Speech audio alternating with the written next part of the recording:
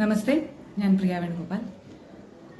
ബാലഭാസ്കർ കേസുമായി ബന്ധപ്പെട്ട് CBI ഒന്നാം സംഘത്തിന്റെ അന്വേഷണം അവർ പൂർത്തിയാക്കുന്നതും തിരുവനന്തപുരം CJM കോർട്ടിൽ റിപ്പോർട്ട് സമർപ്പിക്കുന്നതും 2021 അന്ന് ആ റിപ്പോർട്ട് സമർപ്പിക്കപ്പെട്ടതിനെ തുടർന്നുണ്ടായ ഒരു മാധ്യമ ചർച്ചയ്ക്കിടെ ഞങ്ങളോട് ചോദിച്ചൊരു ചോദ്യം, പൂർണ്ണമായും ദുരൂഹതകളൊന്നുമില്ലാത്ത ഒരു അപകട മരണം മാത്രം, അല്ലെങ്കിൽ അപകടം അതേ തുടർന്നുള്ള ഉണ്ടായ ഒരു മരണം, സ്വാഭാവിക മരണം, ഈ രീതിയിൽ പൂർത്തിയാക്കിയ ഒരു റിപ്പോർട്ടാണ്, സമർപ്പിക്കപ്പെട്ട ഒരു റിപ്പോർട്ടാണ്. നിങ്ങളുടെ അടുത്ത സ്റ്റെപ്പ് എന്താണെന്ന് ആ റിപ്പോർട്ട് അന്ന് പൂർണ്ണമായും വായിച്ച സമയത്ത് തന്നെ ഞങ്ങൾക്ക് മനസ്സിലായ, ബോധ്യപ്പെട്ട ഒരു കാര്യം എന്ന് പറയുന്നത്, അത് ഒരു ഫുൾ പ്രൂഫ് ഇൻവെസ്റ്റിഗേഷൻ അല്ല, അങ്ങനെ ഫുൾ പ്രൂഫ് ആയിട്ടുള്ള റിപ്പോർട്ടുമല്ല. അതിൽ തന്നെ ചോദ്യം ചെയ്യപ്പെടാവുന്ന നിരവധി കാര്യങ്ങളുണ്ടായിരുന്നു. വളരെ ഇമ്പോർട്ടന്റ് ആയിട്ടുള്ള സാക്ഷികളുടെ, മെയിൻ പ്രധാന സാക്ഷികളുടെ പോലും അവരുടെ മൊഴികളിൽ പോലും വൈരുദ്ധ്യങ്ങളുണ്ടായിരുന്നു, ലക്ഷ്മിയുടെ ഉൾപ്പെടെ.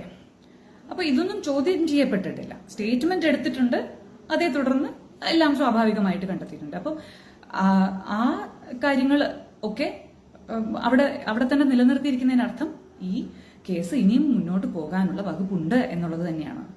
അപ്പോൾ ഒരു ഘട്ടത്തിൽ അത് അവസാനിപ്പിക്കാം, ഇവർ വീണ്ടും അപ്പീലുമായി പോകും, അപ്പോൾ വീണ്ടും ഇത് തുറക്കാം, വീണ്ടും അതിലും അങ്ങനെ തന്നെ വരും. അങ്ങനെ ഇതൊരു തുടർ കഥയായിക്കോട്ടെ എന്നുള്ളൊരു രീതിയായിരുന്നു ആ റിപ്പോർട്ട് വായിച്ചാൽ നമുക്ക് മനസ്സിലാവുക, CBIയുടെ ഭാഗത്തു നിന്നുള്ള റിപ്പോർട്ട്. ഇപ്പോൾ രണ്ടാം അന്വേഷണം, അതായത് 2023 ഒക്ടോബർ 5 വന്ന ബഹുമാനപ്പെട്ട ഹൈക്കോടതിയുടെ വിധിയെ തുടർന്നുള്ള തുടരന്വേഷണം, അതായത് ഫസ്റ്റ് റിപ്പോർട്ട് സാറ്റിസ്ഫാക്ടറി അല്ല, അതേ തുടർന്ന് അന്വേഷിക്കപ്പെടാതെ പോയ ഒരുപാട് സംഗതികൾ അതിനകത്തുണ്ട്, അത് ചെയ്യണമെന്ന് പറഞ്ഞ് കോടതി CBIയെ നല്ല രീതിയിൽ വിമർശിച്ചുകൊണ്ട് തന്നെ വന്ന ആ വിധിയെ തുടർന്നുണ്ടായ ഇൻവെസ്റ്റിഗേഷന്റെ, അല്ലെങ്കിൽ ആ തുടരന്വേഷണത്തിന്റെ റിപ്പോർട്ട് ഇപ്പോൾ CJM കോർട്ടിൽ തിരുവനന്തപുരത്ത് വീണ്ടും സമർപ്പിക്കപ്പെട്ടിട്ടുണ്ട്. ആദ്യത്തെ ഘട്ടത്തിൽ ഞാൻ അന്നും പറഞ്ഞിരുന്നു, പലതവണ പറഞ്ഞിട്ടുള്ളതാണ്, CJM കോർട്ടിൽ DRIയുടെ റിപ്പോർട്ട്, ബാലുചേട്ടന്റെ ഫോണുമായി ബന്ധപ്പെട്ട ഫോറൻസിക് തെളിവുകൾ, അല്ലെങ്കിൽ അതുമായി ബന്ധപ്പെട്ട അന്വേഷണങ്ങൾ, ഇതൊന്നും CBI നടത്തിയിട്ടില്ല എന്ന് വളരെ വിചിത്രമായ രീതിയിൽ തെളിയിക്കപ്പെട്ടതാണ്. അതായത് ആദ്യം ഇതെല്ലാം കഴിഞ്ഞു, ഇതിൽ അന്വേഷിക്കാൻ ഒന്നുമില്ല എന്ന് പറഞ്ഞ CBIയോട് അതിന്റെ റിപ്പോർട്ടുകൾ എവിടെ എന്ന് കോടതി ചോദിക്കുന്ന ഒരു അവസ്ഥ വരുന്നു. കോടതി ചോദിക്കുമ്പോൾ തങ്ങളുടെ കയ്യിൽ റിപ്പോർട്ടില്ല, ഞങ്ങൾ അത് കണ്ടിട്ടില്ല, വായിച്ചിട്ടില്ല എന്ന് CBIക്ക് സമ്മതിക്കേണ്ടി വരുന്നു. സമ്മതിക്കേണ്ടി വന്നതിന്റെ അടിസ്ഥാനത്തിൽ അവർക്ക് വീണ്ടും സമയമെടുത്ത് ഇത് വായിക്കേണ്ടിയോ ഈ റിപ്പോർട്ട് അനലൈസ് ചെയ്യേണ്ടിയോ ഒക്കെ വരുന്നു. അതേ തുടർന്ന് വീണ്ടും അടുത്ത ഉത്തരവുമായി CBI വരുന്നു. അപ്പൊ ഈ ഘട്ടത്തിലൊക്കെ ഞങ്ങൾ പ്രതീക്ഷിച്ചിരുന്നത് എന്താണെന്ന് വെച്ചാൽ, ഈ ഇത്രത്തോളം ലാഘവത്തോടെയാണ് CBI, അതായത് കോടതിയിൽ വന്ന് കള്ളം പറഞ്ഞാലും കുഴപ്പമില്ല എന്നുള്ള രീതിയിലാണ് CBI അവിടെ നിലപാടെടുത്തിരുന്നത് എന്നുള്ളത് കൊണ്ട് തീർച്ചയായും CJM കോർട്ടിൽ ഈ റിപ്പോർട്ട് അപ്പാടെ തള്ളും. അതോടുകൂടി നമുക്ക് പ്രോപ്പർ ആയിട്ടുള്ള ഒരു ഇൻവെസ്റ്റിഗേഷന് സാധ്യതയുണ്ട് എന്നുള്ളതായിരുന്നു ഞങ്ങൾ അന്ന് കരുതിയിരുന്നത്. പക്ഷെ നടന്നത് അതല്ല. CJM കോർട്ടിൽ പൂർണ്ണമായും CBIയുടെ റിപ്പോർട്ടിനെ മുഖവിലേക്ക് എടുത്തുകൊണ്ട് അർജുനെതിരെയുള്ള, അതായത് റാഷ് ആൻഡ് നെഗ്ലിജന്റ് ഡ്രൈവിംഗ് എന്നുള്ള ഒരേ ഒരു കുറ്റത്തിന് അർജുനെതിരെയുള്ള പ്രൊസീഡിങ്സ് അതുമായി മുന്നോട്ട് പോകാനുള്ള നിർദ്ദേശം കൊടുത്തുകൊണ്ട് കേസ് അവസാനിപ്പിക്കുകയായിരുന്നു. എന്ന് മാത്രമല്ല, സോബിക്കെതിരെ, പ്രധാന സാക്ഷിയായി വന്ന സോബിക്കെതിരെ, കലാഭവൻ സോബിക്കെതിരെ CBI കൊടുത്ത ആ ഒരു കേസ്, സാക്ഷിയായി വന്ന ഒരാൾക്കെതിരെ അയാൾ കേസിനെ വഴിതെറ്റിക്കാൻ ശ്രമിക്കുന്നു എന്ന് പറഞ്ഞ് CBI നൽകിയ കേസ്, അതുമായും പ്രൊസീഡിങ്സ് തുടരാൻ വേണ്ടിയിട്ട് CJM കോർട്ട് ഓർഡർ ചെയ്യുകയായിരുന്നു. ഇത് 2023 ഹൈക്കോടതിയിൽ എത്തുന്ന സമയത്താണ് ഞങ്ങളുടെ, അതായത് ഞങ്ങളുടെ അഡ്വക്കേറ്റ് രാമൻ കർത്ത അവതരിപ്പിച്ച് ആ കേസ് കൃത്യമായി പഠിച്ച് അതിനെ വളരെ, അതിലെ ഓരോ പോയിന്റ്സും കൃത്യമായി തന്നെ വിലയിരുത്തി ഹൈക്കോടതി ഒരു വിധി പുറപ്പെടുവിച്ചത്. അതിൽ ഈ പ്രധാന സാക്ഷിയായി വന്ന കലാഭവൻ സോബിക്കെതിരെ CBI കൊടുത്ത കേസിനെ പോലും നിശിതമായി വിമർശിച്ചുകൊണ്ട് അത് തള്ളിക്കളഞ്ഞുകൊണ്ടാണ് ഹൈക്കോടതി വിധി വന്നത്. കോടതി വിധിയിലെ ഓരോ ഡീറ്റെയിൽസിലേക്കും നമുക്ക് കടക്കേണ്ട കാര്യമില്ല. ഒരുപാട് കാര്യങ്ങൾ പബ്ലിക്കിലുള്ളതാണ് എന്ന് മാത്രമല്ല ഇതിലെ പല പോയിന്റ്സും നേരത്തെ ആദ്യം സൂചിപ്പിച്ചതുപോലെ ഇനിയുള്ള റിപ്പോർട്ട് നമുക്ക് ലഭ്യമായി തുടങ്ങിയിരിക്കുന്നു. അതിൽ ഓരോന്നോരോന്ന് വായിച്ചു വരുന്നതിനനുസരിച്ച് ആദ്യം പറഞ്ഞ ഒരു തുടർക്കഥയിലേക്കുള്ള ഒരു പോക്കാണ് ഈ റിപ്പോർട്ടും എന്നാണ് മനസ്സിലാക്കുന്നത്. അതിന്റെ കൂടുതൽ ഡീറ്റെയിൽസ് കോടതിയിലുള്ളത് കൊണ്ട് ഇപ്പോൾ പറയാൻ നിർവാഹമില്ലെങ്കിൽ പോലും ചില കാര്യങ്ങൾ ഹൈക്കോടതി വിധിയിൽ വന്ന ചില കാര്യങ്ങൾ പറയാതെ പോകാൻ നിവൃത്തിയില്ല. ഈ ഘട്ടത്തിൽ കേസ് നിലനിൽക്കുന്നതിന് ആധാരം എന്താണ് എന്നുള്ളതാണ് ഇവിടെ സൂചിപ്പിക്കുന്നത്. കോടതി കുറേയേറെ പോയിന്റ്സ് മെൻഷൻ ചെയ്തതിന് ശേഷം, വളരെ വൈറ്റൽ ആയിട്ടുള്ള കുറേയേറെ പോയിന്റ്സ് ഓരോ കാര്യങ്ങളെക്കുറിച്ചും മെൻഷൻ ചെയ്തതിന് ശേഷം അത് അവസാനിപ്പിക്കുന്ന ഒരു പാരഗ്രാഫ് ഉണ്ട്. The circumstances mentioned above, even if it is assumed to be inconsequential in the ultimate analysis, should have necessarily stirred the incisive mind of an investigative officer, especially since most unanswered areas revolve around the conduct of Sri Prakash Thambi, Sri Vishnu Somasundaram and their associates. Surprisingly, the CBI has not probed deeper into the aforesaid aspects. The astuteness of an expert investigating agency ought to be reflected in leaving no stone unturned during the probe. And an inconsistency or a discrepancy insignificant to the outside world can at times be the lead for unraveling the mysteries to covert actions. To achieve this, a deep and pervasive investigation is required. The doubts expressed by the parents of Balabhaskar cannot, in the above circumstances, be held to be wholly bereft of any basis. പൂർണ്ണമായും തള്ളിക്കളയാവുന്നതല്ല ബാലഭാസ്കറിന്റെ parents ഉന്നയിച്ചിട്ടുള്ള ചോദ്യങ്ങൾ. കാരണം ഈ മുൻപേ പറഞ്ഞ ഒരുപാട് situations എല്ലാം ചുറ്റിപ്പറ്റി നിൽക്കുന്നത് ആരെയാണ്? ഗോൾഡ് സ്മഗ്ലിംഗിൽ പിടിയിലായ പ്രകാശ് തമ്പിയെയും വിഷ്ണു സോമസുന്ദരത്തെയും അവരുടെ ഈ രണ്ടുപേരുടെയും അസോസിയേറ്റ്സിനെയും ബന്ധപ്പെട്ടാണ്. When it is felt that the investigation conducted has not been penetrating and the final report has still left several loose ends and many stones unturned, the imprimatur of a comprehensive investigation cannot be accorded by the court. അതായത്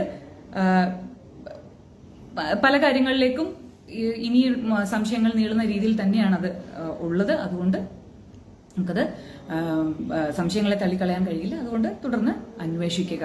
3 മാസം കൊടുത്തത് അങ്ങനെയാണ്. ഈ അന്വേഷിക്കണം എന്ന് പറഞ്ഞതിലെ ഒരു ഭാഗം നമുക്ക് ഇന്നൊന്ന് പരിശോധിക്കാമെന്ന് വിചാരിക്കുന്നു. കോടതി വിധിയുടെ ബാക്കിയാണ് ഞാൻ ഈ സംസാരിക്കുന്നത്. നേരത്തെ പറഞ്ഞതുപോലെ പല മാധ്യമങ്ങളിലൂടെയും റിപ്പോർട്ടിന്റെ ചില ഭാഗങ്ങളൊക്കെ വന്നു തുടങ്ങിയിട്ടുണ്ട്, അല്ലെങ്കിൽ മനസ്സിലാക്കാൻ കഴിഞ്ഞിട്ടുണ്ട് അഡ്വക്കേറ്റിലൂടെയും അല്ലാതെയും ഒക്കെ. അപ്പോൾ ആദ്യം പറഞ്ഞ പോലെ ഒരു തുടർക്കഥയ്ക്കുള്ള സാധ്യതയാണ് നമ്മളിവിടെ കാണുന്നത്. 2021-ൽ 20-ലും 21-ലുമായി നമ്മൾ ആദ്യമായി അറിഞ്ഞ, അതായത് 2018-ൽ ആക്സിഡന്റ് നടക്കുന്നു, ലോക്കൽ പോലീസ് അന്വേഷണം നടക്കുന്നു, ക്രൈംബ്രാഞ്ചിന്റെ അന്വേഷണം തുടങ്ങുന്നു. ആ സമയത്തൊന്നും ചിത്രത്തിലില്ലാത്ത ഒരു ഭാഗമാണ് മെഡിക്കൽ കോളേജ് എന്നത്. മെഡിക്കൽ കോളേജിലേക്ക് ബാലുചേട്ടനെയും ലക്ഷ്മിയെയും അർജുനെയും ആംബുലൻസിൽ 108-ലും അല്ലാതെയുമുള്ള ആംബുലൻസിൽ കൊണ്ടുവന്ന സമയത്ത് അവിടെ ഒരു ഡോക്ടർ, ഒരു ജൂനിയർ ഡോക്ടറായിരുന്നു അദ്ദേഹം, വരുന്നു, കാണുന്നു, ഇവരുടെ അവസ്ഥകൾ മനസ്സിലാക്കുന്നു. ബാലഭാസ്കർ കോൺഷ്യസ് ആയിരുന്നു. അദ്ദേഹം സംസാരിച്ചു. സെൻസേഷൻ ഇല്ല എന്നുള്ളത് പറഞ്ഞു, കഴുത്തിന് താഴെ അറിയുന്നില്ല എന്നുള്ളത് പറഞ്ഞു. ഇവരുടെ ചികിത്സയ്ക്കായുള്ള സ്കാനിങ്ങും ലക്ഷ്മിക്ക് ഒരു ട്രിപ്പ് സ്റ്റാർട്ട് ചെയ്തിരുന്നു ആ സമയത്ത് തന്നെ.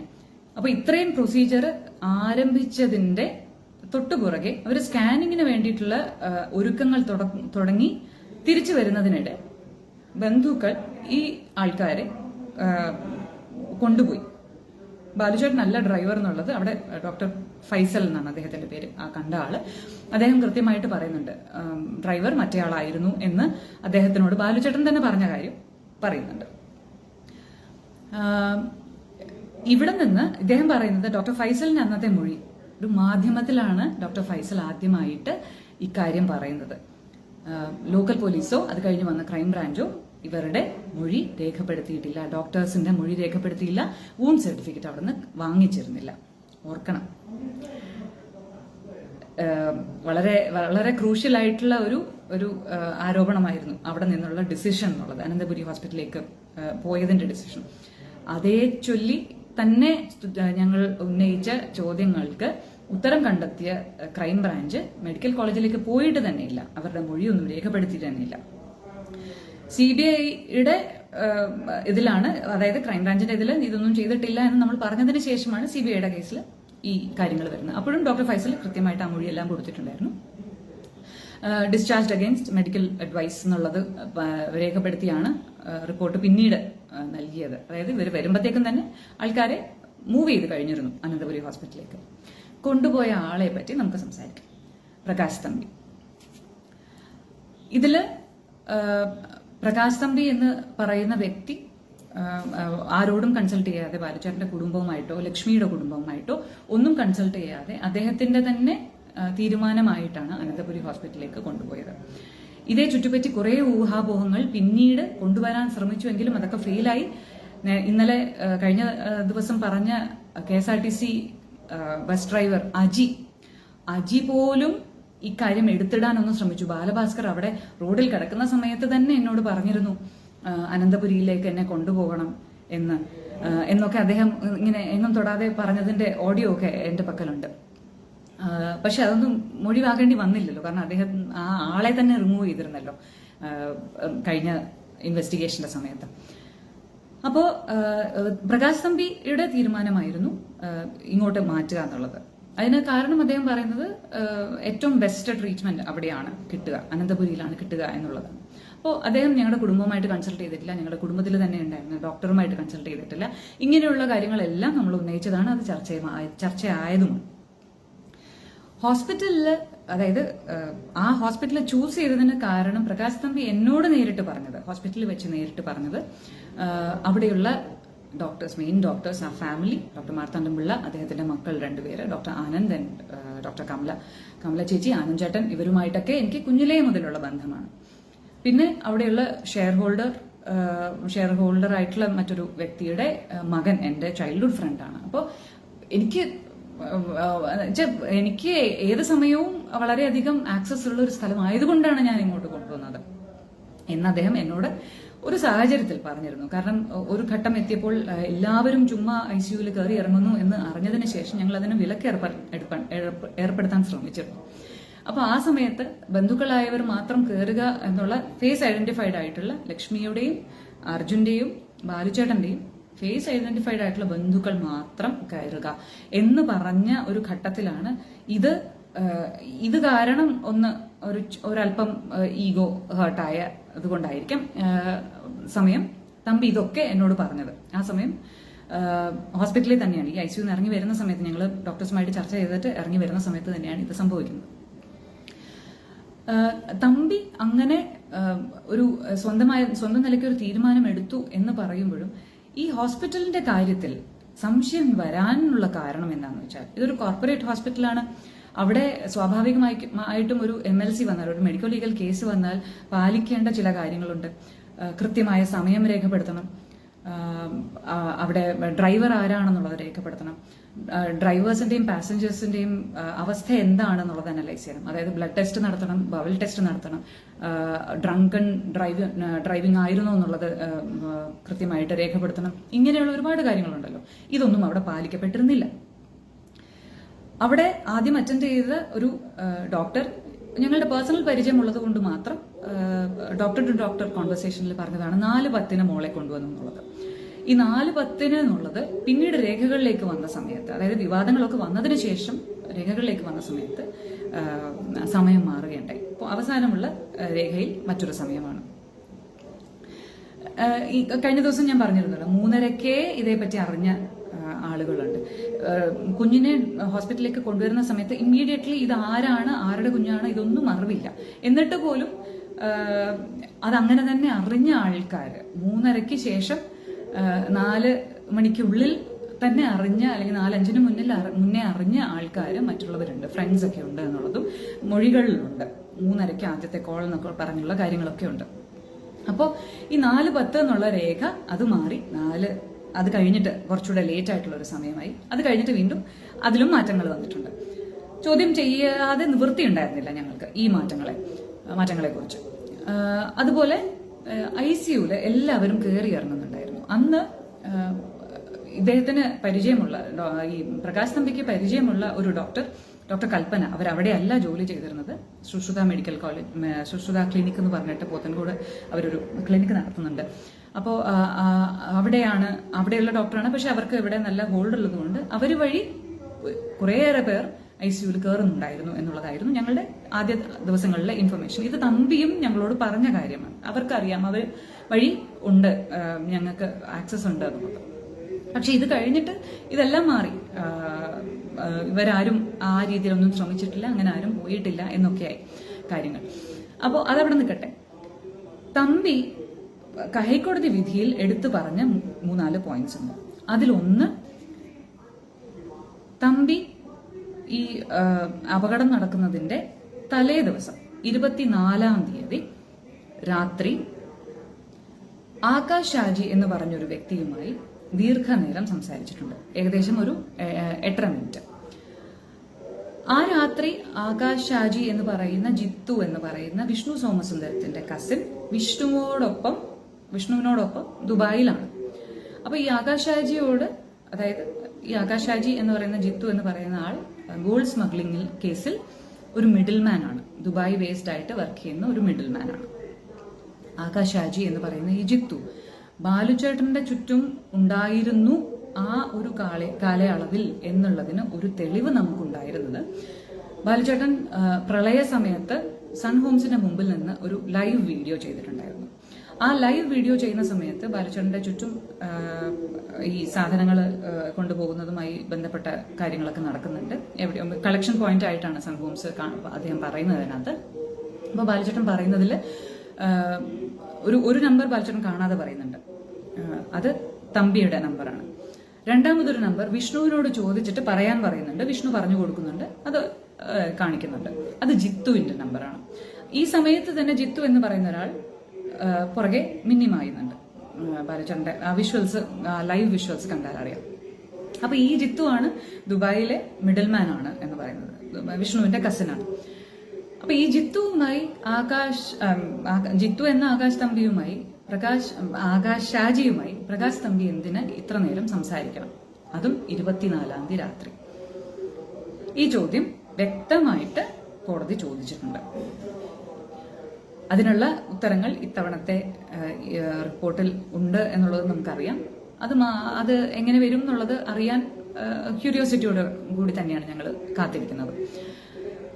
പിന്നെ രണ്ടാമത്തെ കാര്യം പറയുന്നത്, ഈ 24-ാം തീയതി രാത്രി തന്നെ, അതായത് ഏകദേശം 8 മണി അടുപ്പിച്ച് പ്രകാശ് തമ്പി ഈ പള്ളിപ്പുറം ഈ ആക്സിഡന്റ് നടന്ന സ്ഥലവുമായി ഒരുപാട് ദൂരമില്ലാത്ത പോത്തൻകോട് എന്ന് പറയുന്ന സ്ഥലത്ത് ATM-ൽ നിന്ന് 25,000 രൂപ പിൻവലിച്ചിട്ടുണ്ട്.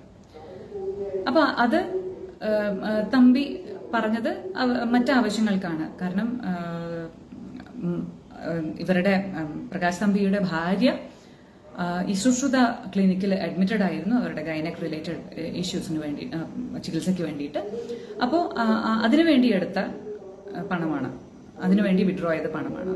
പക്ഷേ തമ്പി അതിനു മുമ്പ് കൊടുത്ത മൊഴിയിൽ ഈ പ്രകാശ് തമ്പിയുടെ ഭാര്യയായ അനുശ്രീയെ ഡിസ്ചാർജ് ചെയ്തിരിക്കുന്നത് അന്നേ ദിവസം വൈകിട്ടാണ്, 24-ാം തീയതി വൈകിട്ടാണ്. പിന്നെ സന്ധ്യ കഴിഞ്ഞിട്ട് ഇയാൾ എന്തിനാണ് പണം എടുത്തത് എന്നൊരു ചോദ്യം വന്നു. ഈ പോത്തൻകോട് ഈ സ്ഥലത്ത് നിന്ന് ഷോർട്ട് കട്ട് ഉണ്ട് ഈ പള്ളിപ്പുറം അപകടം നടന്ന സ്ഥലത്തേക്ക് എത്താനായി. അപ്പോൾ ഈ ഏരിയയിൽ തമ്പി ആ രാത്രി ഉണ്ടായിരുന്നു എന്നുള്ളതിന് ഒരു തെളിവുണ്ടല്ലോ. ആ രാത്രി തമ്പി അവിടെ തന്നെ ഉണ്ടായിരുന്നതിനുള്ള കാരണം ചോദിച്ചിട്ടുണ്ട്. അപ്പൊ ഇതും ഹൈക്കോടതി ചൂണ്ടിക്കാട്ടിയ ഒരു കാര്യമാണ്. മൂന്നാമതൊരു കാര്യം എന്ന് പറയുന്നത്, ഈ അപകടം നടന്നതിന് ശേഷം 25-ാം തീയതി രാവിലെ 6 മുതൽ 7:30 വരെയുള്ള സമയത്താണ് തമ്പി പള്ളിപ്പുറം കടന്ന് മംഗലപുരം പോലീസ് സ്റ്റേഷനിൽ പോയി ബാലുചേട്ടന്റെ മൊബൈൽ ഫോൺ, വാലറ്റ്, അങ്ങനെ തുടങ്ങിയ സാധനങ്ങൾ കൈപ്പറ്റിയിരിക്കുന്നത് വിത്തൗട്ട് എ റെസീപ്റ്റ്. അത് രേഖപ്പെടുത്തിയിട്ടില്ല, പോലീസ് സ്റ്റേഷനിൽ നിന്ന് റെസീപ്റ്റ് കൊടുത്തിട്ടില്ല.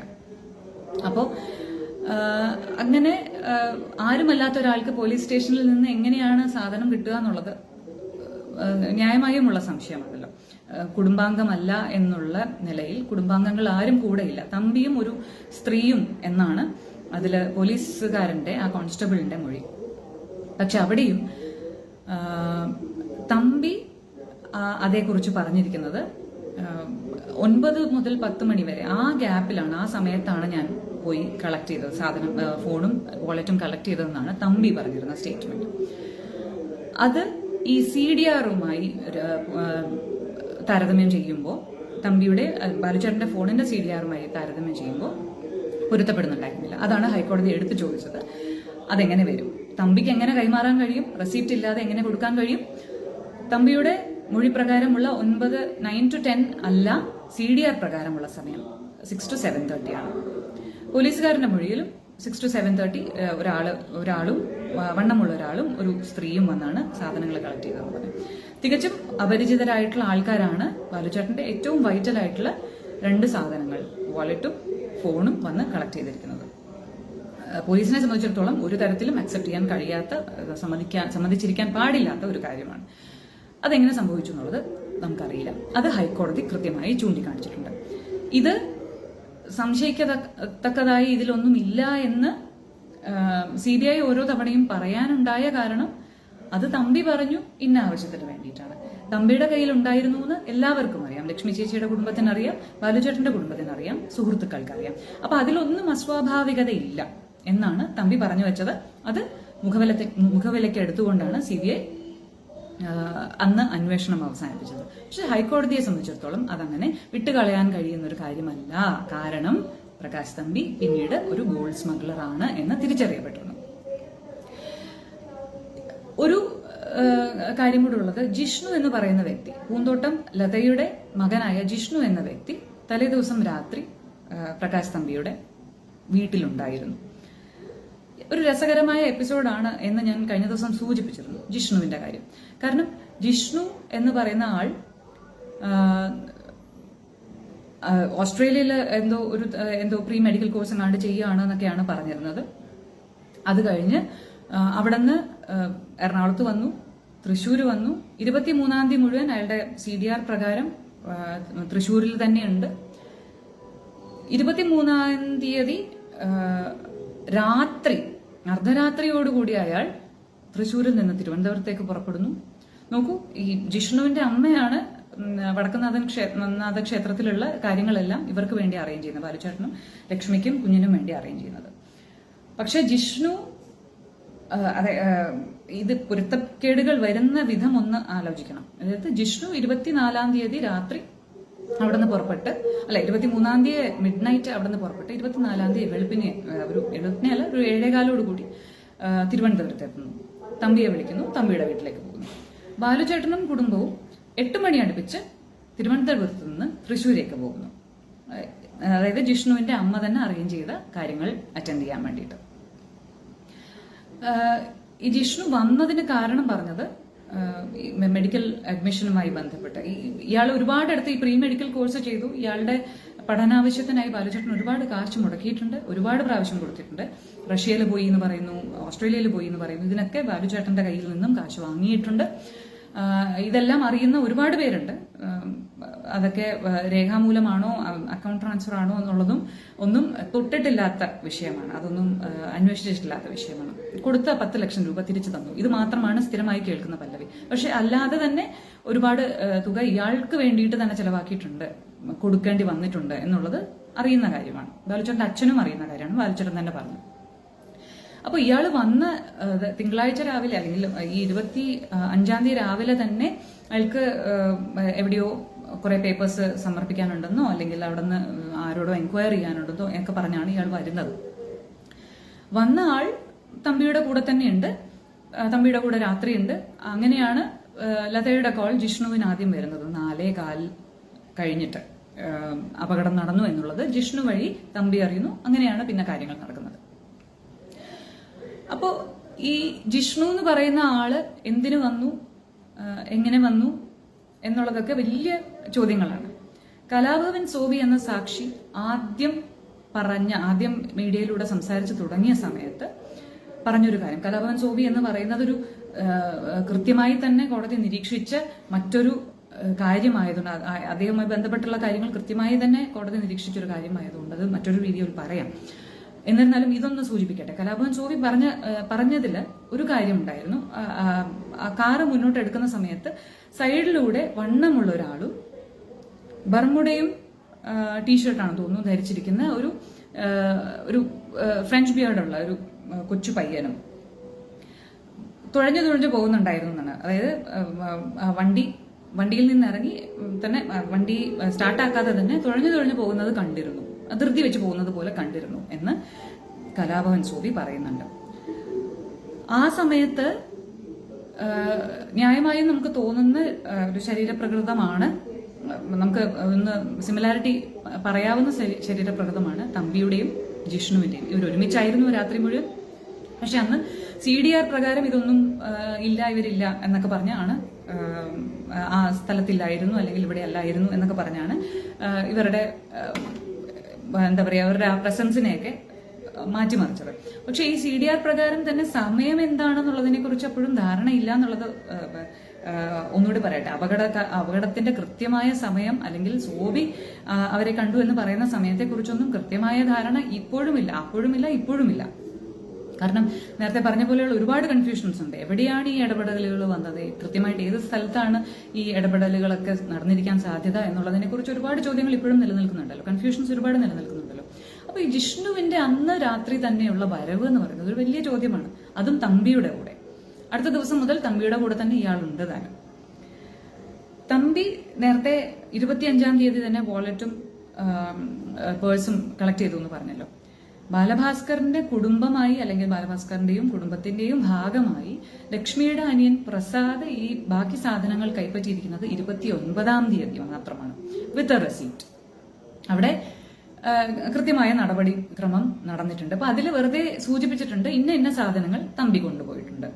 അതിലും ആർക്കും അന്ന് സംശയമൊന്നും തോന്നിയില്ല എന്നുള്ളതാണ് കോടതി അസ്വാഭാവികമായിട്ട് പറയുന്നത്. കാരണം എന്താണ്, ഈ ഗോൾഡ് സ്മഗ്ലിംഗ് കേസുമായി ബന്ധപ്പെട്ട കാര്യങ്ങളെല്ലാം വന്നപ്പോഴത്തേക്കും നമ്മുടെ ലക്ഷ്മി ബാലഭാസ്കറിന്റെ പേജിലുള്ള ഒഫീഷ്യൽ പേജിൽ വന്നിരുന്നു. ഇവർ വെറും പ്രോഗ്രാം കോർഡിനേറ്റേഴ്സ് ആണ്, ചെറിയ കാര്യങ്ങൾ ചെയ്യുമ്പോൾ അതിനുള്ള ശമ്പളം കൊടുത്തിരുന്നു, അങ്ങനെ അല്ലാതെ വേറൊരു പരിചയവുമില്ല.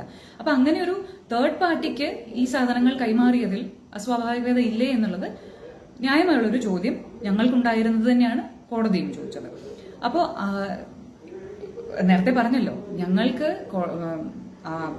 ഹോസ്പിറ്റലിന്റെ ആ നിന്ന സമയത്തൊക്കെ തമ്പി ആരാണെന്നുള്ളത് അറിയാം, തമ്പി ഇവർക്ക് വേണ്ടി എല്ലാം ചെയ്യുന്ന ആളാണെന്നറിയാം. കാരണം ബാലുചേട്ടൻ എപ്പോഴും തമ്പിയെ അത്രത്തോളം വിശ്വസിച്ചിരുന്നു എന്നുള്ളത് ഞങ്ങൾക്ക് നന്നായിട്ട് അറിയുന്ന കാര്യമാണ്, ഞങ്ങളുടെ കുടുംബത്തിന്. ബാലുചേട്ടൻ ഇതൊന്നും അറിയാതെയാണ്, അതായത് ഇവരുടെ ഈ ബാക്കിയുള്ള ഒരു ക്രിമിനൽ ബാക്ക്ഗ്രൗണ്ടോ അല്ലെങ്കിൽ ഇവർ പാരലായിട്ട് ചെയ്തു പോയിക്കൊണ്ടിരുന്ന കാര്യങ്ങളെ കുറിച്ചോ യാതൊരു ധാരണയും ബാലുചേട്ടൻ ഇല്ലായിരുന്നു എന്ന് ഞങ്ങൾ വിശ്വസിക്കാനുള്ള ഏറ്റവും വലിയ കാരണവും അത് തന്നെയാണ്. അങ്ങനെ അറിഞ്ഞിരുന്ന ഒരാളാണെങ്കിൽ ഇവരെ ഇങ്ങനെ പരിവാരങ്ങളായി കൊണ്ട് നടക്കില്ലായിരുന്നു. ഇപ്പൊ ഞങ്ങളുടെ വീട്ടില് അമ്മൂമ്മ ഉണ്ടായിരുന്നു, 2017 വരെ അമ്മൂമ്മ ഉണ്ടായിരുന്നു. അപ്പൊ അമ്മൂമ്മയ്ക്ക് വയ്യാതായ ഒരു സമയത്ത് ഇവിടെ ഒരു ഡൊമസ്റ്റിക് ആവശ്യങ്ങൾ വന്നപ്പോൾ, സർവന്റിനെ പറ്റിയുള്ള ആവശ്യങ്ങൾ വന്നപ്പോഴും ഒക്കെ, ഹോം നഴ്സിനെ പറ്റിയുള്ള ആവശ്യങ്ങൾ വന്നപ്പോഴും ഒക്കെ ഇമ്മീഡിയറ്റ് ആയിട്ട് ബാലുചേട്ടൻ ഇടപെട്ട സമയത്ത്, അല്ല ബാലുചേട്ടൻ കേട്ട സമയത്ത് ഇമ്മീഡിയറ്റ് ആയിട്ട് തമ്പിയോട് പറഞ്ഞാൽ മതി, തമ്പി വഴി അറേഞ്ച് ചെയ്യാൻ പറ്റും. തമ്പിക്ക് ഒരുപാട് കോൺടാക്ട്സ് ഉണ്ട്, തമ്പി അങ്ങനെ ഒരു ഏജൻസിയുമായിട്ട് ബന്ധപ്പെട്ട് വർക്ക് ചെയ്യുന്ന ആളാണ്, അല്ലെങ്കിൽ പരിചയക്കാരുണ്ട്. അപ്പോൾ അങ്ങനെ എന്തിനും ഏതിനും ബാലുചേട്ടനുമായി ബന്ധപ്പെട്ട എല്ലാ കാര്യത്തിനും തമ്പിയെ വിളിക്കാമെന്നുള്ളത് അല്ലെങ്കിൽ തമ്പിയെ അറിയാമെന്നുള്ളത്, ബാലുചേട്ടൻ്റെ അച്ഛൻ 2016 ഹോസ്പിറ്റലൈസ്ഡ്, സ്ട്രോക്ക് വന്ന് ഹോസ്പിറ്റലൈസ്ഡ് ആയ സമയത്തും എല്ലാ കാര്യത്തിനും ബാലുചേട്ടൻ വിളിക്കേണ്ടി വരുന്ന സാഹചര്യത്തിലെല്ലാം തമ്പിയെയാണ് വിളിച്ചുകൊണ്ടിരുന്നത്. ഇവർക്ക് വീട് നോക്കാം, ഇവർ അവിടെ നിന്ന് മാറി താമസിക്കണം, അതായത് എപ്പോഴും വണ്ടി കൃത്യമായിട്ട് ആക്സസ് ഉള്ള അല്ലെങ്കിൽ ആംബുലൻസ് സർവീസോ അല്ലെങ്കിൽ എന്തെങ്കിലും ഒരു എമർജൻസി സർവീസ് ആവശ്യമുള്ള ഒരു ഘട്ടത്തിൽ കുറച്ചുകൂടെ റോഡ് ആക്സസ് ഉള്ള ഒരു വീട്ടിലേക്ക് മാറി താമസിക്കണം എന്നൊക്കെ പറയുമ്പോഴും, എന്നാൽ ഞാൻ വിഷ്ണുവിനോട് വേണമെങ്കിൽ ചോദിക്കാം, സൺഹോംസുമായിട്ടൊക്കെ ബന്ധപ്പെട്ടുള്ള ആളല്ലേ എന്ന് ബാലുചേട്ടൻ പറയുന്നതുമൊക്കെ നമുക്ക് എല്ലാവർക്കും അറിയുന്നതാണ്. അപ്പോൾ കള്ളത്തരങ്ങളാണ് ഇവരെല്ലാം നടത്തുന്നത് എന്നുണ്ടായിരുന്നെങ്കിൽ ബാലുചേട്ടൻ അങ്ങനെ ഞങ്ങളെ പോലുള്ള, ബാലുചേട്ടന്റെ ഇമ്മീഡിയറ്റ് ഫാമിലി അല്ലെങ്കിൽ അവിടെയുള്ള ലക്ഷ്മിയോ ബാക്കിയുള്ളവരോ അറിഞ്ഞോട്ടെ, ഞങ്ങളെ പോലെയുള്ള ഇടയ്ക്കിടയ്ക്ക് മാത്രം ബാലുചേട്ടൻ കാണുന്നവരുടെ അടുത്ത് പോലും ഇവരെ പറ്റി ബാലുചേട്ടൻ വളരെ കാര്യമായി തന്നെയാണ് സംസാരിച്ചിരുന്നത്. വിഷ്ണുവിനെ വിശ്വാസമില്ലായിരുന്നു എന്നുള്ളതിന് ഒരുപാട് അനുഭവങ്ങളുണ്ട്, എക്സാമ്പിൾസ് ഉണ്ട്. ബാലുചേട്ടൻ അച്ഛനോടും അമ്മയോടും ഒക്കെ പറഞ്ഞ ഒരുപാട് കാര്യങ്ങളുണ്ട്. ബാലുചേട്ടന്റെ മുൻ സ്റ്റാഫിനും ഇതേപ്പറ്റിയൊക്കെ അറിയാമായിരുന്നു. പക്ഷെ തമ്പി എന്നൊരു വ്യക്തിയെ ബാലുചേട്ടൻ 100% വിശ്വസിച്ചിരുന്നു എന്നുള്ളത് ഏറെ ദുഃഖകരമായിട്ടുള്ളൊരു കാര്യമാണ് ഈ ഒരു ഘട്ടത്തിൽ. എനിക്കങ്ങനെയാണ് പറയാൻ തോന്നുന്നത്. തമ്പി ബാലുചേട്ടനെ പൂർണ്ണമായും പറ്റിച്ചു. ബാക്കിയുള്ളവരെയൊക്കെ പറ്റി ബാലുചേട്ടന് ഒരു ധാരണ ഉണ്ടായിരുന്നു എന്നാണ് ഞാൻ മനസ്സിലാക്കുന്നത്. ഇതുവരെയുള്ള ഒരു ഒരു എന്താ പറയുക, ഒരു മനസ്സിലാക്കലിൽ മൊത്തത്തിലുള്ളൊരു അവസ്ഥ മനസ്സിലാക്കുമ്പോൾ അതുവരെയുള്ള കാര്യങ്ങളോ ബാലുചേട്ടൻ പറഞ്ഞ കാര്യങ്ങളോ ബാലുചേട്ടൻ അച്ഛനോടും അമ്മയോടും പറഞ്ഞ കാര്യങ്ങളോ ബാലുചേട്ടൻ മറ്റ് സുഹൃത്തുക്കളോട് പറഞ്ഞ കാര്യങ്ങളോ ഒക്കെ പരിശോധിക്കുമ്പോൾ ബാക്കിയുള്ളവരെയൊക്കെ മാറ്റി നിർത്തിയാലും തമ്പിയെ ബാലുചേട്ടൻ വിശ്വസിച്ചിരുന്നു പൂർണ്ണമായും. അതുകൊണ്ട് തന്നെ ബാലുചേട്ടന്റെ മ്യൂസിക് സർക്കിളിൽ പോലും ഏതൊരു ആവശ്യത്തിനും തമ്പിയെ വിളിക്കുക എന്നുള്ളതായിരുന്നു ഒരു അണ്ടർസ്റ്റാൻഡിങ്. സോബി പറഞ്ഞതിന്റെ വാലിഡിറ്റി വരുന്നതും അവിടെയാണ്. അതായത് സോബി പറഞ്ഞിരുന്നു ഇത് എന്ത് ചെയ്യണം എന്നറിയില്ല. സോബി അഡ്വക്കേറ്റിനെ ആദ്യമേ വിളിക്കുന്നു, ഇങ്ങനെ ഒരു കാര്യം നടന്നു എന്ന് പറഞ്ഞിട്ട്. അപ്പോൾ അഡ്വക്കേറ്റ് പറയുന്നുണ്ട്, ഈ എല്ലാ പ്രശ്നത്തിലും ചെന്ന് പെടണ്ട, വിട്ടേരാൻ മിണ്ടാതിരിക്കുന്നതാണ് നല്ലത് എന്ന് പറഞ്ഞിരുന്നു. പക്ഷെ അത് കഴിഞ്ഞിട്ടാണ് ഇങ്ങനെ വീണ്ടും ഈ കേസുമായിട്ട് ബന്ധപ്പെട്ട് ആരോടിച്ചോ അങ്ങനെയുള്ള കാര്യങ്ങളൊക്കെ ചർച്ചകളൊക്കെ വരുന്ന വാർത്തകളൊക്കെ കണ്ട സമയത്താണ് മധു ബാലകൃഷ്ണൻ ഒരു കോമൺ ഫ്രണ്ട് ആണല്ലോ, ഒരു ചെറിയ ബന്ധമുണ്ടല്ലോ എന്നൊക്കെ അറിയാവുന്നതുകൊണ്ട് മധു ബാലകൃഷ്ണനെ, സോബിക്ക് നന്നായിട്ട് അറിയുന്ന ഒരു വ്യക്തിയാണ് മധു ബാലകൃഷ്ണൻ. അപ്പൊ അദ്ദേഹത്തെ വിളിക്കുന്നു. അദ്ദേഹം തമ്പിയെ വിളിക്കുന്നതാണ് കറക്റ്റ്, അയാളാണ് എല്ലാം നോക്കുന്നത് എന്ന് പറയുന്നു. സോ ഇതെല്ലാവർക്കും അറിയുന്ന ഒരു കാര്യമാണല്ലോ മ്യൂസിക് സർക്കിളിലും. അപ്പൊ തമ്പിയെ സോബി വിളിച്ചതും തമ്പി തിരിച്ചു വിളിച്ചതും ഇതെല്ലാം CDR ഉണ്ട്. ക്രൈംബ്രാഞ്ച് തന്നെ കൃത്യമായി കണ്ടെത്തിയതാണ്. 2018 നടന്നൊരു കാര്യം. അപ്പോൾ അത് നടന്നു എന്ന് പറയുന്ന സ്ഥിതിക്ക് അതൊക്കെ വളരെ കൃത്യമാണ്, അല്ലെങ്കിൽ കള്ളം പറഞ്ഞിട്ടില്ല എന്ന് മനസ്സിലാക്കുന്ന സ്ഥിതിക്ക് അയാൾ പറഞ്ഞ കാര്യങ്ങൾ എന്തെങ്കിലുമൊക്കെ കാര്യം കാണില്ലേ എന്ന് ചിന്തിക്കാവുന്നതല്ലേ ഉള്ളൂ. പക്ഷെ ഈ സാക്ഷിയെ മറ്റു പല സാക്ഷികളെ ഒഴിവാക്കിയതുപോലെയല്ല, ഈ സാക്ഷിയെ കള്ളനാക്കണം എന്നുള്ള ഒരു നിർബന്ധ ബുദ്ധിയാണ് പോലീസ് കാണിച്ചതും ക്രൈംബ്രാഞ്ച് കാണിച്ചതും അതെ. അത് കഴിഞ്ഞ് CBI കുറച്ചുകൂടെ നാക്കം കൂട്ടി കേസ് തന്നെ കൊടുത്തു, വഴിതെറ്റിക്കാൻ ശ്രമിച്ചു എന്ന് പറഞ്ഞു. എങ്ങനെ എന്നുള്ളത് നമുക്ക് വീണ്ടും വിശദമായിട്ട് സംസാരിക്കാം. പക്ഷെ ഈ തമ്പിയുടെ കാര്യത്തിൽ ആകാശ് ഷാജി എന്ന ഗോൾഡ് സ്മഗ്ലിംഗ് മിഡിൽമാനുമായിട്ടുള്ള ഇയാളുടെ സംസാരം, പിന്നെ നമ്മുടെ എന്താ പറയുക ATM നിന്ന് പൈസ എടുത്ത കാര്യം, ഫോണും വാലറ്റും കളക്ട് ചെയ്തു എന്ന് പറയുന്ന കാര്യം. ഫോണും വാലറ്റും എന്ന് പറയുന്നത് വളരെ ഇന്ന് ഒരു അപ്ഡേറ്റിൽ കണ്ടത്, കുഞ്ഞിന്റെയും ബാലുചേട്ടന്റെയും ഒക്കെ പിക്ചേഴ്സ് ലക്ഷ്മി കാണുന്നത് ഓർത്തിട്ട് അത് സഹിക്കാൻ വയ്യാതെ കയ്യിൽ വെച്ചിരുന്നു എന്നുള്ളതാണ്. ലക്ഷ്മിയെ വേദനിപ്പിക്കാതിരിക്കാൻ, ലക്ഷ്മി സ്റ്റേബിൾ ആകുന്നത് വരെ. പക്ഷേ ഫോൺ ആവശ്യപ്പെട്ടു എന്ന് ലക്ഷ്മി പറയുന്നത് അമ്മയാണ്. അമ്മയ്ക്ക് അങ്ങനത്തെ ബുദ്ധിമുട്ട് ഉണ്ടാവണമെന്നില്ലല്ലോ. അപ്പോൾ അമ്മയ്ക്ക് കൊടുക്കാമല്ലോ. അമ്മ ലക്ഷ്മിയുടെ അവസ്ഥ അറിഞ്ഞ് പിന്നീട് അത് വേണമെങ്കിൽ ലക്ഷ്മിയുടെ കയ്യിൽ കൊടുക്കാമല്ലോ. അങ്ങനെ ഒരു ചോദ്യം ആരും ചോദിച്ചു കണ്ടില്ല. പക്ഷെ ഫോൺ കോളിൽ അല്ലെങ്കിൽ ഫോട്ടോസോ വീഡിയോസോ എന്നുള്ളതിനേക്കാൾ ഉപരിയായിട്ട്, അല്ലെങ്കിൽ കോൾസ് എന്നുള്ളതിനേക്കാൾ ഉപരിയായിട്ട് വാട്സപ്പ് ചാറ്റ്സ് ഉണ്ടാവില്ലേ, വാട്സപ്പ് കോൾസ് ഉണ്ടാവില്ലേ, ഇങ്ങനെയുള്ള ഒരുപാട് കാര്യങ്ങളും അവിടെ റെലവെന്റ് ആയിട്ടുള്ളതല്ലേ, തെളിവുകളല്ലേ.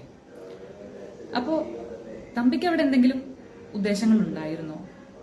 ബാലുചേട്ടന്റെ ഫോൺ എന്ന് പറയുന്നത് എല്ലാവർക്കും അവൈലബിൾ ആയിട്ടുള്ള ഒരു കാര്യമായിരുന്നു, എല്ലാവർക്കും ആക്സസ് ഉള്ള ഒരു കാര്യമായിരുന്നു എന്നുള്ളതുമൊക്കെ ഇവരെ ചുറ്റുപറ്റിയുള്ള എല്ലാവർക്കും അറിയുന്നതാണ്. അങ്ങനെയുള്ള മൊഴികളുമുണ്ട്. പാസ്വേഡ് ഇല്ലാത്ത ഫോണാണ്. അപ്പൊ അങ്ങനെയൊക്കെ വരുമ്പോൾ അത് ദുരുപയോഗം ചെയ്യപ്പെടാവുന്ന എത്രയോ കാര്യങ്ങളുണ്ട്, എത്രയോ സ്ഥലങ്ങളുണ്ട്, എത്രയോ ഘട്ടങ്ങളുണ്ട്. ഈ കേസിന്റെ നാൾ വഴികൾ നോക്കുമ്പോൾ തന്നെ അറിയാം.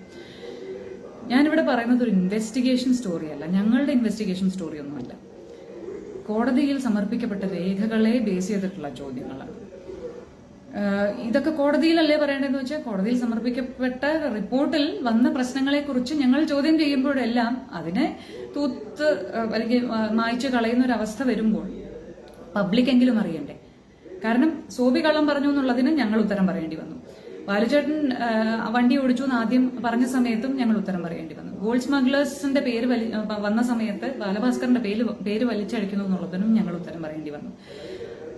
എന്തുകൊണ്ട് തമ്പിയെയും വിഷ്ണുവിനെയും പൂന്തോട്ടം ലതയെയും ഒക്കെ സംശയിച്ചു എന്നുള്ള ഒരൊറ്റ കുറ്റത്തിന്റെ പേരിൽ. അതുകൊണ്ട് മാത്രമാണ് ഇത് തുടർന്നും കോടതി വിധിയുമായി ബന്ധപ്പെട്ട കാര്യങ്ങൾ കൃത്യമായി തന്നെ പൊതുവേദിയിൽ പറയണമെന്ന് തന്നെ വിചാരിക്കുന്നത്. കൂടുതൽ ഡീറ്റെയിൽസുമായി ഇനിയും വരാം സൗകര്യം പോലെ. നമസ്തേ.